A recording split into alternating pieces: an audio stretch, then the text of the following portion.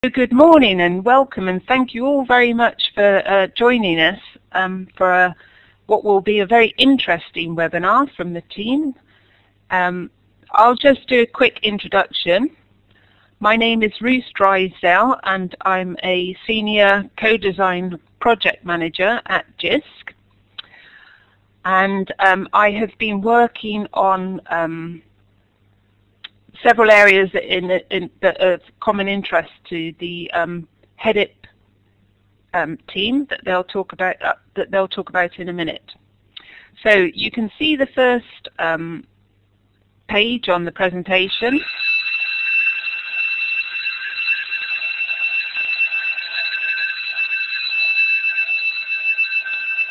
Okay, you couldn't have planned this better. We've got a fire alarm going that's a live rather than a test. So I'm going to have to evacuate the building. So if one of the other moderators would like to take over, I'll be back hopefully within a short time.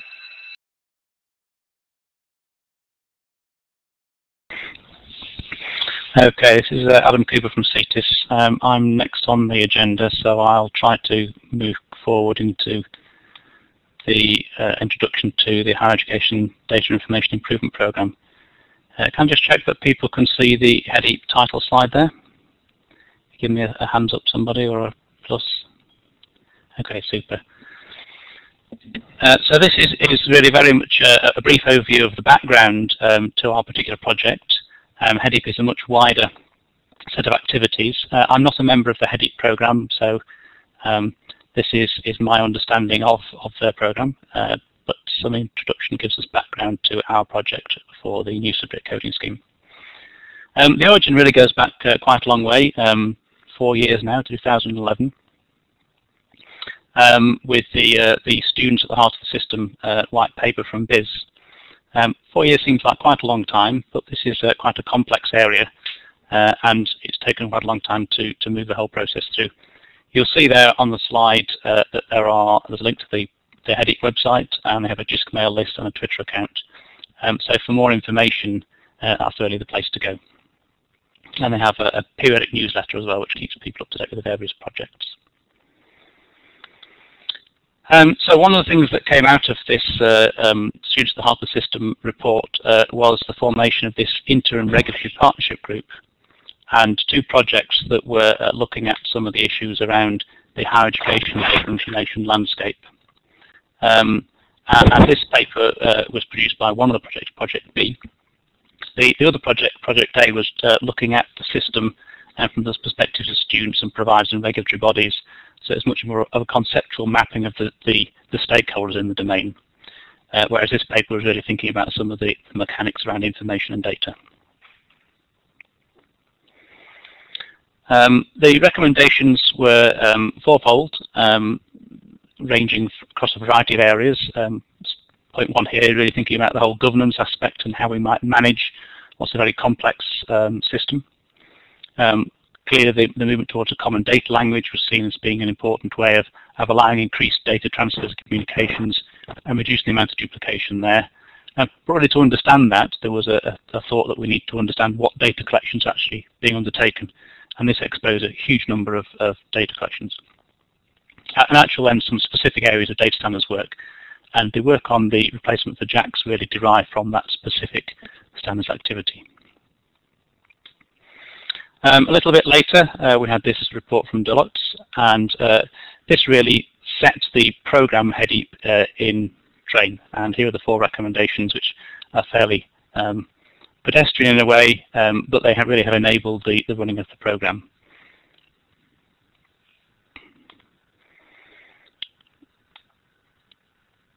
So one of the areas that was quite important in really getting the HEDIP programme running was to think about the governance of it. And we see here really an indication of the complexity of the overall system there, representations from a variety of stakeholders. And these oversee the whole of the programme of HEDIP. This is probably a bit difficult to read on the webinar screen.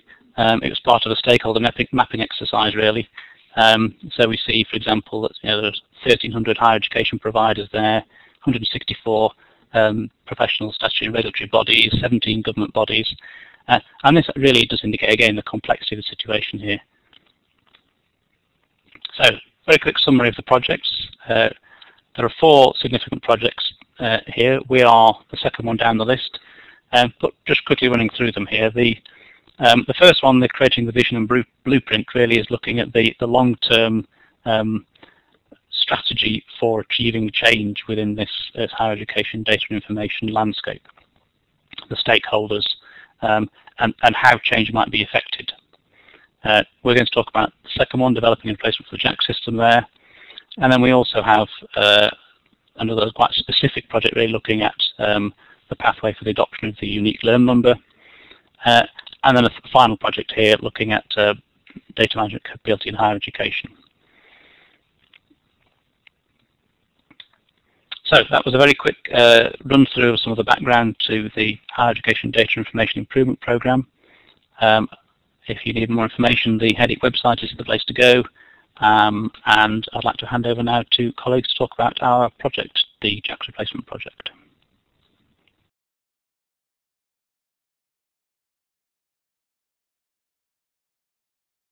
I think it's me that's up next. This is Alan here, and my brief is really to talk on a couple of parts of the project, the early parts really. This is why are we classifying stuff? What's the HECoS system for? And secondly, why are we changing from JACS?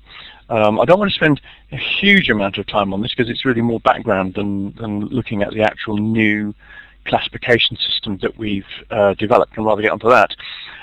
However, I think it's important to know what we're doing. And I've listed on this slide just some broad brush indications of why we are classifying subjects of study. Our work in stage 1 of the project was to consult widely with providers and sector organisations and other interested parties to establish the user needs and the requirements for a classification subject of study across the higher education sector. We've took the view that, partly because of our instructions from the programme, that we would look at this in as broad as possible way. So we weren't just looking at a replacement for JACS. We were looking at what would be the requirements for subjects of study classification for as many purposes as people actually had. Now, some obvious ones that we had to bear in mind were quite central to what we were doing was policy implementation, which includes funding, monitoring of STEM subjects and vulnerable subjects, elements of widening participation by subject, especially for STEM subjects, policy implementation in respect of progression, regulation, audits and QA, things that HESA and HESC and the other funding bodies need to look at in detail for the overall management of the higher education sector and course provision. Then that in a way is encapsulated as a kind of national statistical reporting to an extent. And there's also the Academic Technology Approval Scheme, which the Foreign Commonwealth Office look at. They look at whether students coming from certain specific countries are studying things which might be sensitive for the United Kingdom and its allies. And secondly, apart from policy implementation in that broad sense, there's also very important uses that higher education providers, as you all know, make of this information, such as benchmarking, performance indicators, looking at market trends in specific subject areas, elements of learning and teaching, and particularly resource discovery, both for courses and other educational resources, including OER, such as they are. There are also some new purposes which are coming to the fore more and more nowadays, in the areas of big data analysis, looking at large data sets and trying to look at trends across those, and also looking at linking different data sets across different areas. For example, research councils are quite interested in looking at how their research objectives match with other activities across higher education, and at the moment they can't do that because JACS isn't really suitable for their particular purposes. So those are some of the reasons why we are looking at coding of subject of study. Why do we need to change JACS as a major question? Gill Ferrell, who is here today as part of our project team, wrote a report classifying subject of study in July 2013, or leading up to July 2013, and that really focused on whether JACS remains fit for purpose. And the conclusion of that report was that changing the existing JACS 3.0 system was impractical without breaking its own rules or reusing old codes. So that's what we mean by the limit of the existing coding framework had been reached. Further development of JACS is not really practical.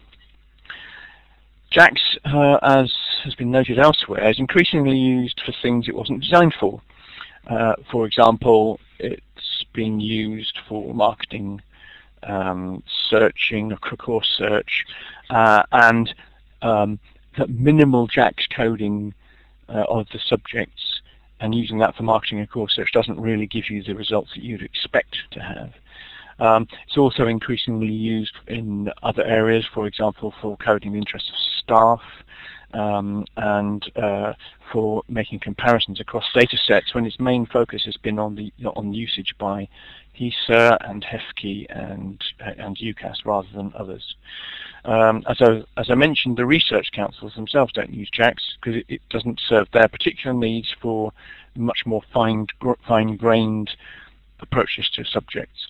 And other organizations who are interested in higher education are in a similar boat. For example, the NHS would like to look at subjects of study and subject of qualifications for workforce planning, and they find it quite difficult to match the higher education subject of study with their own classification of subjects within NHS for planning workforce.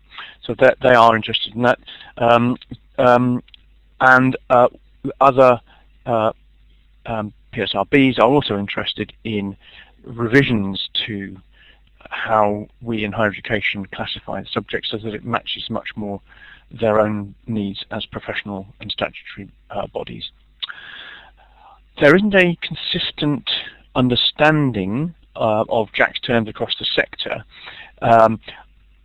We found particularly looking at HESA returns, similar programs can quite frequently be classified in wildly different ways, sometimes not even within the same ballpark area. So there's obviously areas of JACS which people find quite difficult to understand, or which are in themselves not well defined, and that leads to inconsistent understanding. The knock-on effect of that is that it means that the data that we're getting from the JACS system is not as robust as we would like. So, to work more effectively, what does the subject of study classification need to have as its characteristics? We looked at this and we came up with a broad range of design goals, and just summarizing those in 4 bullet points, really. We believe it has to be simple to understand and simple to apply. The system has to be stable and robust, but also flexible and adaptable. It has to be sufficiently detailed to be useful, but not so detailed that it becomes complex and unwieldy. And finally, it has to provide backwards compatibility with JACS, so that we can continue to run time series data and such like. But also, we have to overcome the weaknesses of JACS. Now, those 4 broad design goals contain some tensions, and I'd like to hand over to colleagues now who will look at the detail of how we've implemented the higher education classification of subjects so that we can reconcile those particular tensions.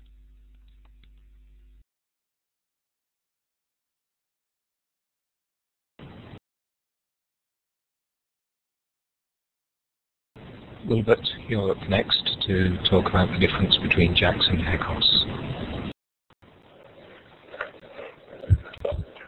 Okay, right.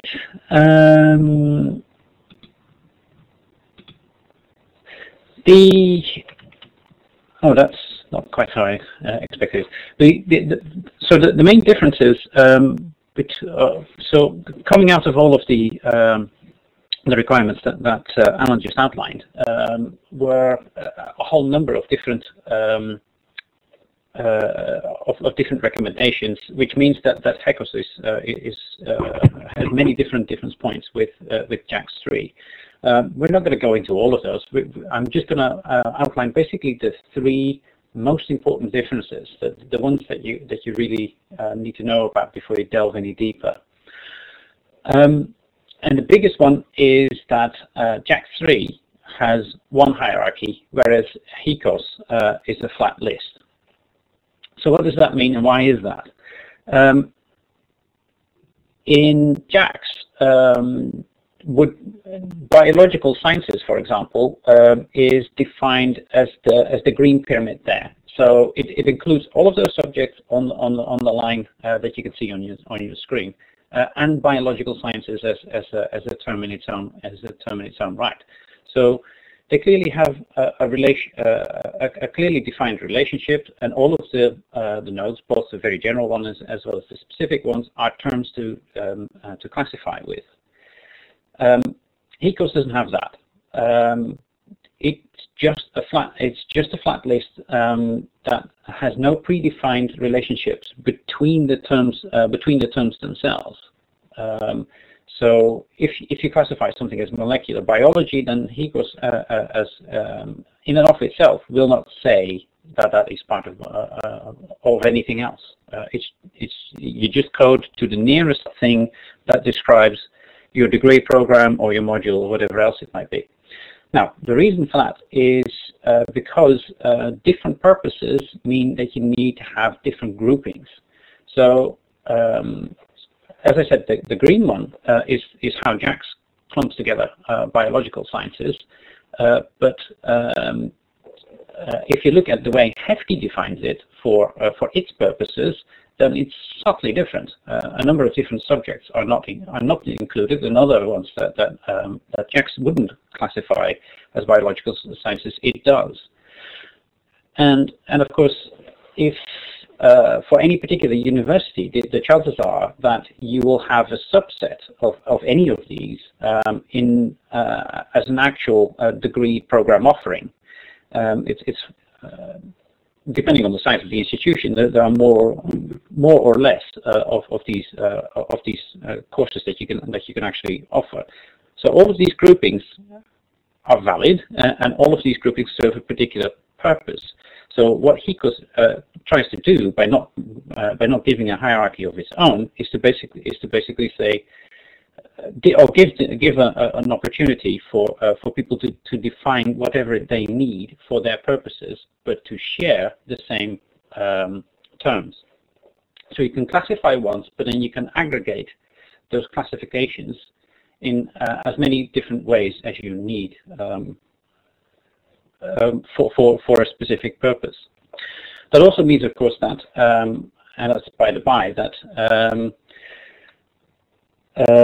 the codes will change because the codes in JACS, so the famous I something or other or K or whatever it might be, no longer have the meaning that they had in JACS. So basically, all the subject terms effectively get us a random six-digit code. So that's the really important one. Another change is how we decide whether a new entry can be added, a new term can be added to the vocabulary. JACS was extended a couple of times, and it was extended by specialists, and on the whole, for most terms, they did a pretty good job. But I don't think that there were formal entry criteria to decide whether or not a term should be added. With HECoS, we did try to do that, certainly for the prototype that is available now. First criterion in that was whether something is in JACS 3 already, and that's a recognition of the fact, first of all, that in many cases those terms are actually very sound and useful, but also the fact that JACS 3 or JACS generally has kind of created its own structure and its own reality over the past 15 years. So in that sense, also for the time series analysis, we need to have a good reason to diverge if there's no, unless there's any need. So first criterion, is it in JACS 3? Then the second is there any evidence of the use of the terms in HESA returns? So we did look at that and then kind of counted up how many times a term was used.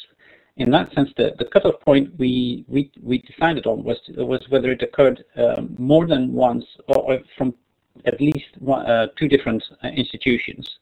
The reason is that if it's kind of one degree program in one institution, you get a map that is as detailed as the terrain that you're trying to map. It doesn't really summarize anything. So it needs to be a bit more general than that, and that was the cutoff point. So once we apply that criterion, about 500 or so terms dropped off. Next one is the term's definition or whether a term's definition and scope is sufficiently clear and comprehensive to allow classification. There are many instances across JACS. It doesn't go for all of them, but for a few where the definition is just not clear enough to make a decision on. A typical example would be things like history by topic, where topic is not specified, or history by period, but a period is not specified. That's not enough to actually decide where a particular degree program or module is supposed to go. So we cleared up that. And then finally, is a term reliably distinguishable from other terms? And that goes back to what Alan was saying about what we could see in the HESA data. If there were clumps of clearly similar degree programs that were spread out over a number of different terms, or if there were clearly distinguishable groups of degree programs all classified under a single one, then we kind of rearranged things so that the new terms aligned with what was actually happening on the ground. So in some cases, we actually went past the first criterion and introduced a couple of new terms in order to make that alignment possible. What we started to do is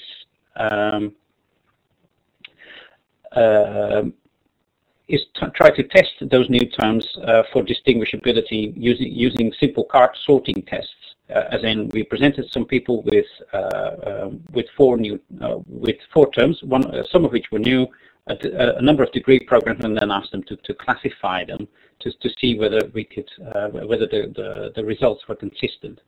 And so far, touch wood, they have been. So that's the entry criteria. We're going to apply, or what we're proposing is to apply the same sort of criteria going forward, because it's all very well to make up a new scheme now, but at least as important is to set up a process for evolving that scheme, because the subject landscape in higher education is bound to change, and we need to have a predictable process for changing the vocabulary to suit that is represent, or that takes into account everyone's interests in change. So what we propose doing is to have similar subject acceptance criteria, so that if a new subject is proposed, it needs to have demonstrable need or demonstrable use, and it needs to be distinguishable for people who do this kind of coding. But beyond that, we also need to kind of manage the change itself, and for that, what we're proposing is something along the lines of the process that's in the diagram on the slide. So imagine that somebody makes a new degree program in, say, social biology. Is there a good HECoS code for that? No, there isn't. So what we're proposing to have then is a registry that collects newly proposed terms. So whoever is designing the new social biology program can have a look and see whether anyone else has proposed such a thing. If not, then the new program of social biology can be registered along with the old HECoS codes that you would use to classify it for now. So that would be, say, sociology and biology, and the new candidate HECoS code that you would like to have, so that people can, well, basically that would be a new candidate HECoS code. If somebody else has already come up with the social biology term as a proposal, the process is very similar. So you would simply say, okay, we're the University of Poppleton. We would like to do a degree program in social biology. We have seen that, say, Manchester has already proposed this HECoS term. We also want to use it, and these are the HECoS codes that we've used so far in order to classify our new degree program in the returns in the data returns for this year. So the way the advantage of doing that is that you can pick up fairly early on new trends, on new subjects that are popping up, without necessarily disrupting the data collection process and the time series that are already ongoing. So you have a bit of flexibility and agility, but you also maintain the stability that is required by other groups of people. And of course, you can see how much support there is for a new term, and what existing terms it would potentially affect. But in the end, the decision to accept a new term or not is down to the group that will oversee that process. And that is something that we're still asking comments on, about how we can constitute such a body and how the representation is meant to go. So, in terms of commenting on, particularly on the governance side of things, and also on the adoption, so when we're going to adopt HECoS, you can read all of the considerations about that, and leave your comments, your ideas, your priorities at subjectcoding.wordpress.com. But if you want to look at the scheme as it is now, you can have a look at our Tematris site, which is where we are developing HECoS. So I'll just quickly go there now. But I can see a hierarchy of terms here. That is the navigation. Those are the navigation hierarchies. But I understand that because of limitations of the way Blackboard Collaborate implements it, not everyone can see that. So it might just be that you see an alphabet, A, B, C, or on to Z, and a search button. All of these things are just different ways of navigating the flat list. So you can choose to simply start typing, and then it will give you a pop-up menu of different options, or you can navigate by group, or you can get lists depending on the first letter of the subject term. Things to bear in mind when going through that vocabulary, as I think I've already has already been outlined. There are some information with each entry. So you have things like a broader term, things like use for. So for example, in musicology, for example, you have things like ethnomusic,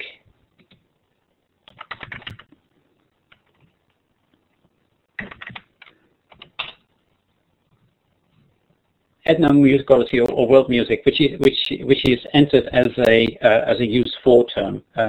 So if you have a particular interest in that, you can the term to use for it would be musicology. Same with a term like English literature that has a number of use for terms defined as well. Other things that you can see in an entry is a link through to all of the relevant JACS codes. So in some cases there's a close match. So that basically indicates that the new HECoS term is pretty much this, or is very closely matched to the old JACS 3 term, which would be the case in many terms. But there's also ones where you have a broad match. So, for example, in modern languages, you have as a broad match the old JACS 3 term European languages. So in that case, because in order to meet all those criteria, we had to change the definitions a little bit, but we tried to maintain the closest match that there was with JACS 3 terms. And you can click through. You can click through definitions of the old JACS 3 terms for reference. Other things that you can see on a particular entry is different exports of the term. So if, that kind of hints at things that we will do in the future. So there's different ways in which we'll prepare the HECoS scheme for download. So there's a variety of different formats going from well, almost any vocabulary definition format that you can think of will be made available, so that you can import it into your own tools and manipulate it and integrate it with whatever it is that you have. Most importantly, also, is the fact that you can comment on each term, and we have had quite a few comments already, for which we're extremely grateful, because obviously we're not specialists in every subject under the sun. We just provide the scheme and the structure and the way of managing it, but we need specialist input to see whether both the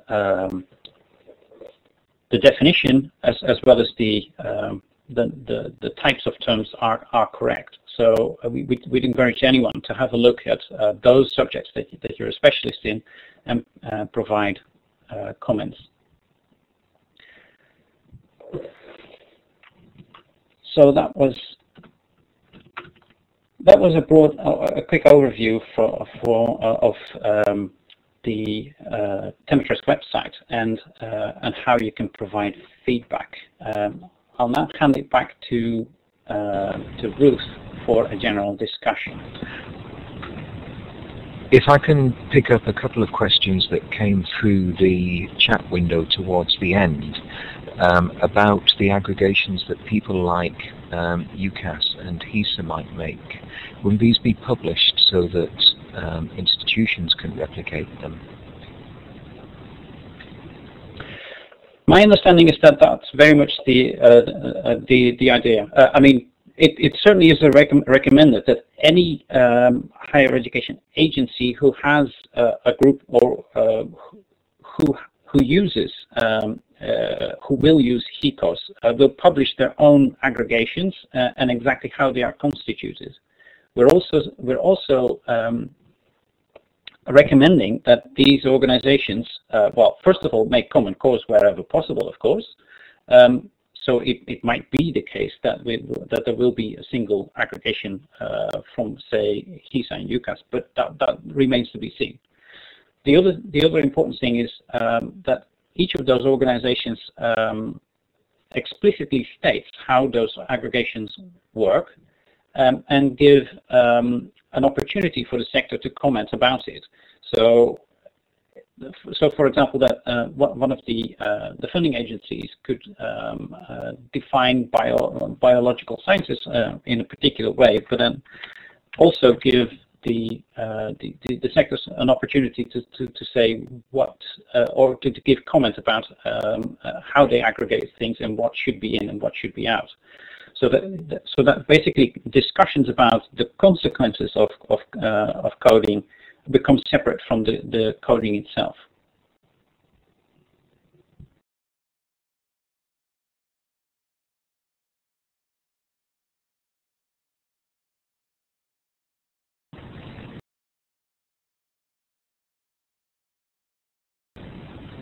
There's a question also from April Taylor, and I think Julie Leeming is asking about the same people. The NCTL returns the National League Table. Then perhaps not the same letters, different order. I think the general question is who has been involved in the consultation so far? Well, the reports will have the full listing. It's a bit difficult to think of the full list from the top of my head, but we've definitely talked to a number of different compilers of the National League tables as well, and they can broadly see the merit, or the ones that we've spoken to so far can broadly see the merits in taking this approach. So for them, what goes for all the other agencies also goes for them, that they can be explicit in how it is that they group subjects together for the purposes of compiling these league tables. So thanks, Phil, for fielding those questions. Are there any others that were in the chat room from the last half hour or so that you're aware of, Phil? That covers the questions that have come up so far, I believe. Okay, thanks very much. Adam, have you got something you'd like to say before I ask everybody else if they've got any questions to put their hands up, or if they can put a Q at the start of the chat and then ask the question after, then it clearly marks out that they've got a question they want to ask.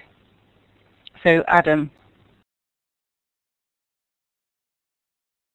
No, it's all been dealt with now. Thanks, Ruth. Okay, thanks then, Adam. So, has anybody else got a question that they would like to ask the team? If their mic doesn't work, then please put a question in the text box, as I suggested. Put a Q at the beginning so we know that it's a clear question. There's a question from Corrine Layton in the chat window. Ruth, are you seeing that? Yes, yeah. So yes, I saw that, Phil. So would any of the team like to put in a oral response to that? So I can see Alan's written a response. Yeah, sure. I can take that on. So we did ask on several occasions about what the focus and the main focus of the HECoS scheme should be, and the outcome of that was very much degree programs primarily, but also modules and then some other purposes. So the intention is very much that it does both. In terms of how the vocabulary is constituted, I think the focus has been mostly on degree programs, for the simple reason that if you focus on everything that is distinguishable in modules, it quickly the vocabulary would quickly become too large and unwieldy and only really usable in parts by specific specialists. So it's been set up so far that if you have modules to classify, that you classify them with the nearest applicable subject, which tends to be a bit more general than would be the case for some specific higher year specialized modules.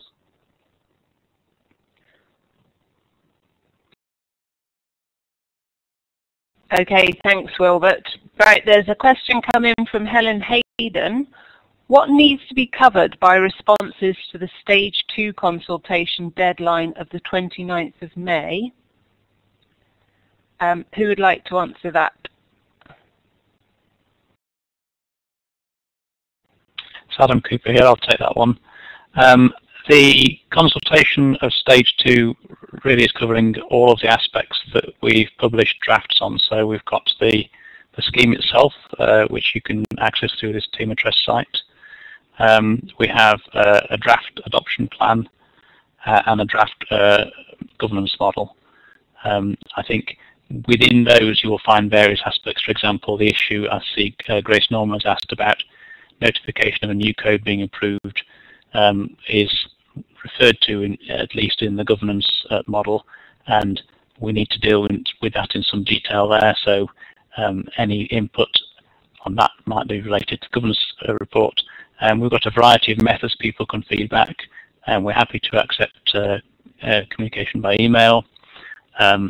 We have some templates which might be useful for doing internal reviews around the scheme itself, working with colleagues, and we have the website where people can make comments on that and have some kind of discussion.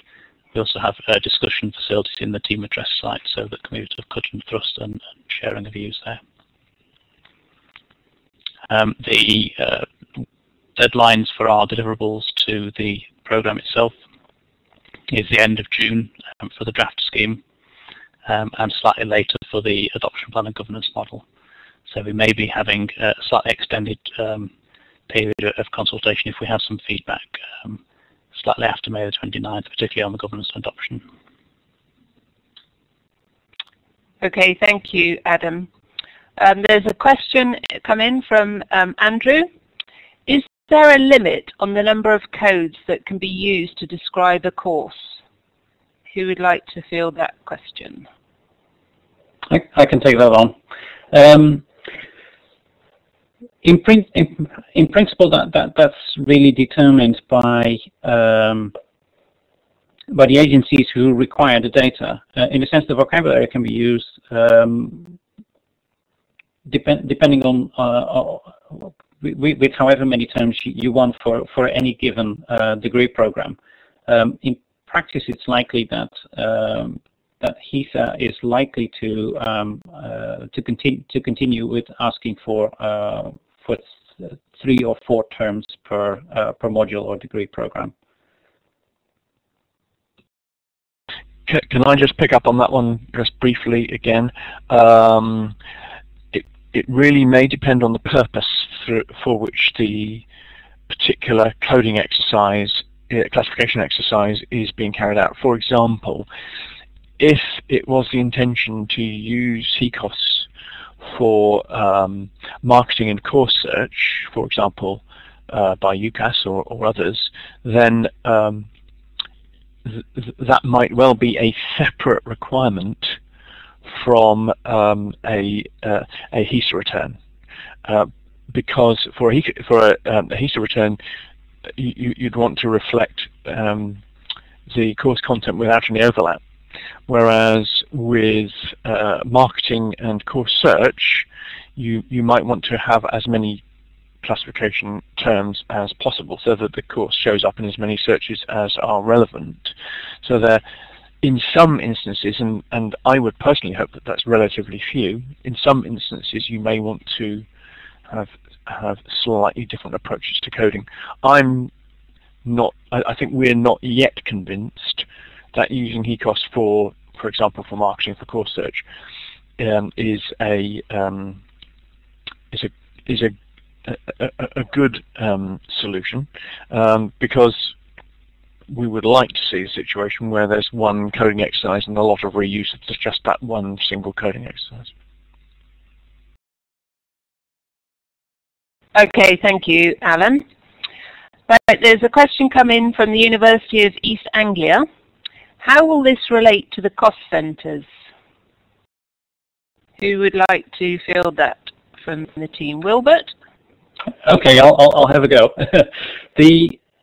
We've asked that question repeatedly, and the answer so far is that it serves a different purpose, and these cost centers are defined in a different way. So far the feedback has been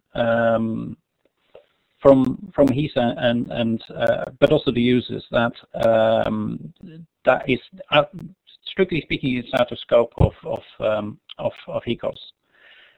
So they will continue they will continue to develop in their own way. Although of course any future developments you'd hope would be cognizant of the way that HECoS divides things up. Ruth, there's a question from Grace Norman as well. How and when will we be notified when a new course is approved? Maybe Wilbert could answer that. Just how well that to some extent that is still open to consultation. We're very much looking for input on that question. We've had several suggestions from various parties. I don't think that anyone would want a frequency of change greater than say a year.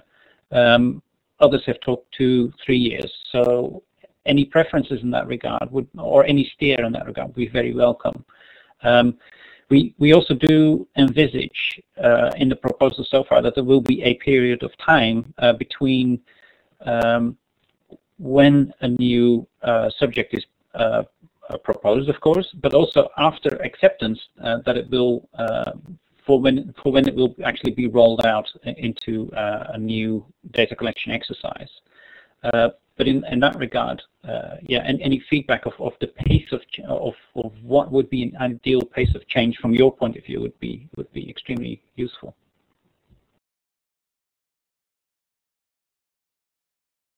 Okay, thank you, Wilbert, for that.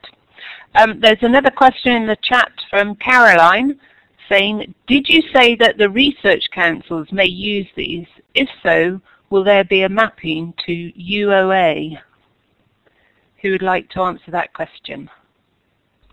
I put a brief comment in the chat to partially answer that one. I mean, looking at mappings in general, we envisage that there will be mappings of various types. For example, there'll be mappings to and from JACS 3, I would think, eventually, and the Research Council usage of this would require a mapping from the kinds of classifications that they use to the HECoS classification system. I did want to stress that the mappings don't actually form a direct part of this particular project, so we can't be definitive about how and when those would happen, but in order for this to be useful, we've kind of included kind of linking data sets together as part of the requirements for the new HECoS scheme in general. So at some point, specific experts in specific organizations will undoubtedly be involved in mapping the HECoS classification to other ones. For example, NHS, again, if they're looking at workforce planning, they will need to do a mapping of the HECoS terms to their own occupational codes to make things work better together. That's the general idea. Brilliant. Okay, thanks, Alan. Mike Wilson has asked, has any consideration been given to a hierarchy for publication of data and onward use by third parties? So who in the team would like to answer that one? I'll come in here. It's Adam Cooper. So I think this falls within our discussions, particularly with HESA and funding councils and UCAS, about aggregation in general. HESA has some prior work looking at mappings for league tables published in newspapers and use within key information sets and such like. So we are aware that there are kind of onward routes for aggregations published by, for example, HESA, but also that people have their own aggregation schemes. Where we are at present is really having a conversation with the people involved and trying to work out what the process is by which greater convergence can occur, for example, both in terms of the aggregations themselves, but also in terms of the way joint honours, for example, might be accounted for statistically. What we are tasked with delivering in this project is really looking at the process by which there can be some convergence there, and we're quite cautious of being seen to preempt any conclusions of discussions between some of the key actors in this area. Great, thanks, Adam. We've got one or two more questions in the chat room. We've also got about 3 or so more minutes before the webinar is due to end. So if you've got any last minute thoughts, please do put the questions either in the chat room or put your hand up and ask the team yourself. So one of the last questions in the chat room is then, how do we code courses with multiple subject areas? For example, biology with business. Does the structure of the HECoS facilitate this? Who will answer that? I can have a go. Yes, in principle, that's a kind of use that that it was designed to support. But strictly speaking, as Alan mentioned earlier, how many codes you use depends on the purpose that you code with. So depending on what the data collector wants out of the data that it wants from an institution, they might say or give the constraints about how many terms you can use and what the relationship is between them. So to take the and/or question, I can imagine that for a HESA data return, it is more likely that you would that HESA would say, okay, you have 3 or 4 terms and they're all ands. But if you wanted to use it for an admissions purpose, then UCAS might say you can use however many terms you want and they are ors. So in that sense, HECoS is designed to support a number of these different cases, but how exactly the terms relate to each other is kind of up to the organization that's asking for the data. Great. Okay, I can see that there's been quite a few answers in the chat rooms to some of the questions as well, but I just wanted to double check that University of East Anglia are happy with all the answers that have been provided, or is that additional part to your question, has that been answered satisfactorily, or would you like to ask it again? Your last comment was meant to say the main one centrally, a library of schemes. So I think general discussion was around sort of joint honours subjects that have and or with in the titles at the moment? How will that be managed? I can see that Alan's put in some answers, but perhaps you'd like to give a brief overview before we bring this webinar to a close. So Alan, can you summarise your answers in the chat? Certainly, yes. This was a specific question about there's two main cases. One is where you've clearly got a program which deals with two subjects, like for example biology and business, and we would envisage that would involve two codes, two terms, just like it does now for HEDIP returns. But you may have a more generic course, for example, natural sciences, or you might have humanities. Now, JACS doesn't have codes for these very generic subjects, but the HECoS system does. So for that humanities example, we would have a specific term for humanities, so that you wouldn't have to work out how to code that in a sensible way. You just use humanities as the term. That links to an extent to what Wilbert was saying. It's a slightly different scenario where you can identify specific different subjects. You can code them appropriately with multiple HECoS terms, and it's still up for discussion with HESA how that will be handled in HESA returns in a similar way to now, I suspect, through percentages, but that hasn't been confirmed yet. Whereas if you've got a more generic course, you can use a single term for that. I hope that covers that issue. Thank you very much, Alan. Well, I think unless anybody has got any additional questions, I just wanted to give a real whistle-stop tour through the slides I should have given at the beginning before the... Sorry. Could I interrupt, because Sam Cole has a hand up.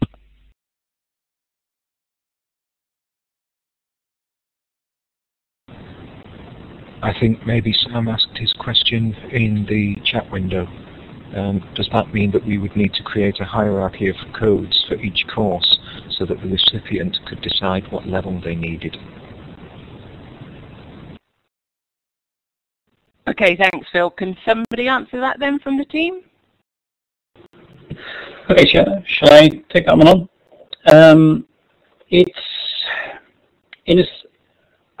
I would suggest that is a question to a large extent of the policy of the data gatherers and also of the institution itself. So I can imagine that the sector as a whole would want to make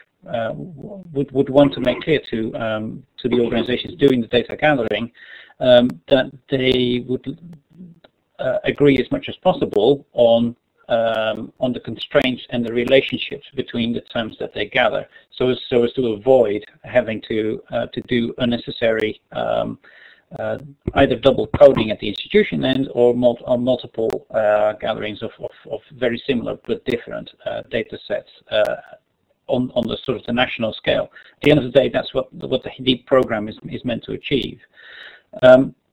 The other side of that, of course, is that it becomes to a large extent also a policy decision in the institution itself. I can imagine that you would have a kind of an and definition with HECoS terms of a particular degree program in your institution, and you decide that you're going to use that for admission purposes as well. But you can also decide that if it's worth the extra effort, that you do a kind of an or as many terms as possible, if you think that that's worth it for recruitment purposes. In terms of a different scheme, I think that the way that HECoS is set up so far, the terms themselves can probably, or as far as we can tell, coming out of the testing and the consultation that we've done so far, can be used for these different purposes. But as I said, there might indeed be a difference between how many terms you gather and what the relationship between those terms would be. I hope that answers your question.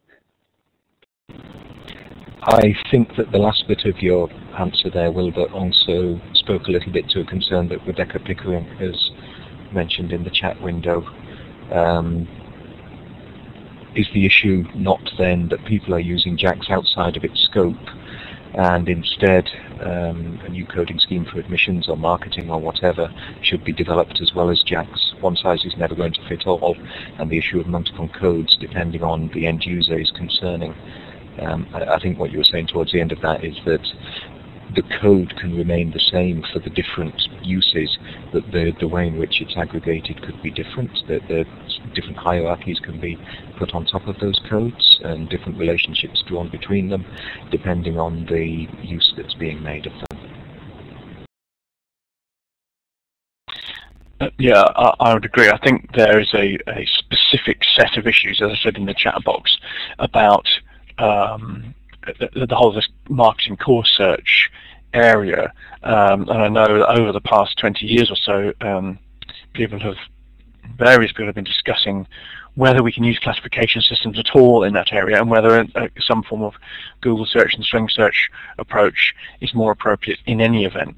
So I think that's a bit of a red herring. I think the core search kind of usage of classification may be a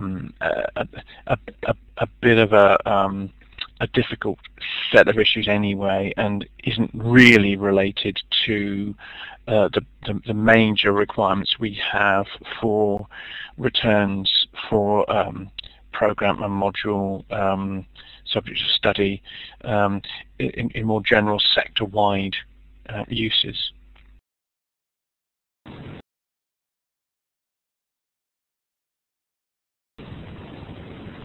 Let's let Ruth continue now with her summary of Jisc's involvement in this project. Yeah, okay, thanks, Phil. I'm mindful that we've overrun the allotted hour, and I just wanted to say, because a few people have left the webinar already, before anybody else has to, you won't believe this, the electricity is beginning to go in the building now. We're fated today.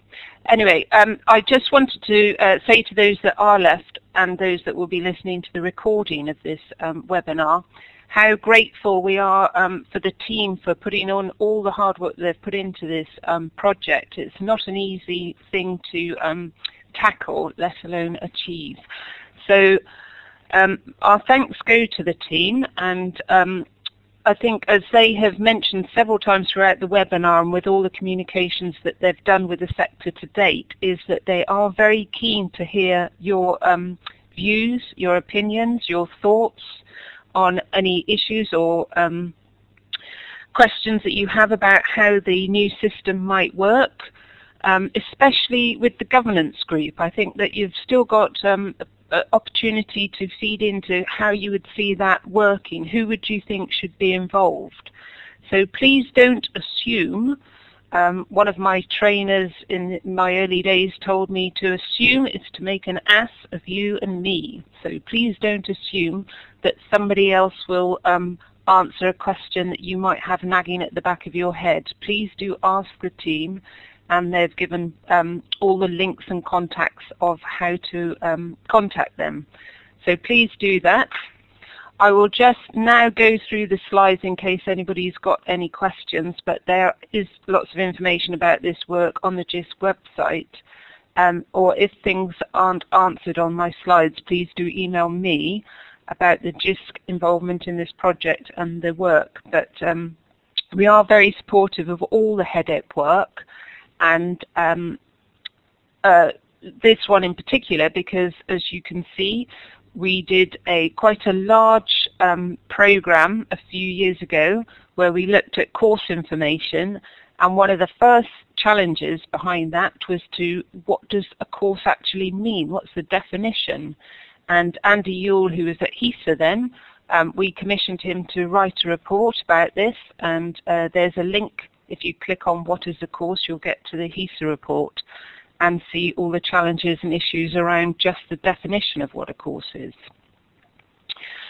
Then you can see some of the outputs of that program, that there were lots of resources produced, some of it by some of the project team, the HECoS project team. So Gill Ferrell and Paull were very heavily involved, and he's supported as always by many of the Cetis colleagues. So this team really is a group of experts and couldn't really be better positioned to do this work. We've also got quite a lot of work going on in Jisc that Miles Danson, my teammate, is heading up on, where he's working with HESA colleagues on redesigning the HEDIP system. And as a part of that work, as well as creating it into HEDIP+, they'll also be creating a HEDIP lab, which is going to be like a sandpit area where we'll have a mirror image of the data, where people with access can have a play around with the data and test certain business questions out in a test environment, and do sector benchmarking and things like that. So if you've got any questions about that work, please have a look at some of the information on the Jisc website and the HESA website by clicking on those links, or by doing a search on the Jisc website. So that's all I wanted to say about Jisc support for this work, but as I've mentioned, please do get in contact with either myself, that's ruth.drysdale@jisc.ac.uk, or any of the HECoS team. Thank you very much for your time today, and for the team in supporting, especially being so agile and reactive when our fire alarm went off. So with that, I'll turn the recording off, and thank you all, and have a happy remainder of the day.